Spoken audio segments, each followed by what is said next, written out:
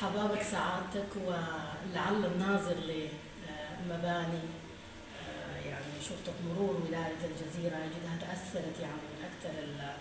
المنشآت التي لحق بها الضرر حرقا وتدميرا ونهبا.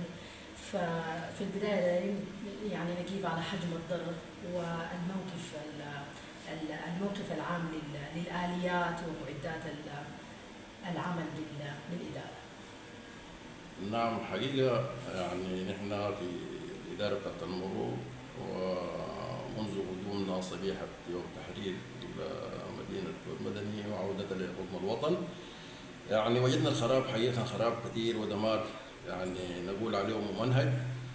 وطال حقيقة كل الأجهزة بتاعتنا وكل السيستم بتاعنا بتاع الشغل، ويعني ابتداء بالسيرفر الأساسي بتاع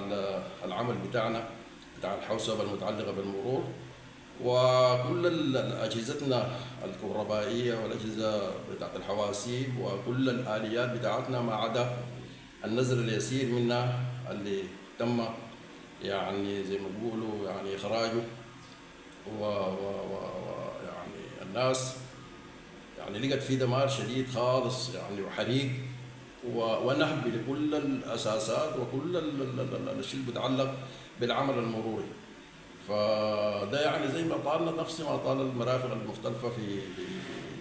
ولاية الجزيرة، وبفعل هؤلاء الأواش يعني نسأل ربنا سبحانه وتعالى إنه يعني يأتي بآخرهم إن شاء الله، ونحمد ربنا سبحانه وتعالى على إنه في انتصارات وتقدمات القوات المسلحة، ومن هنا نحن بنحييهم كل الغابرين على الزناد، ونسأل ربنا إنه يعني ينجلي هذا الأمر غريبا بإذنه سبحانه وتعالى، وإن شاء الله هو ماشي في نهاياته بإذنه سبحانه وتعالى بانتصار لقواتنا المسلحة وقوات الشرطة والقوات المساندة لها الأخرى إن شاء الله. نعم.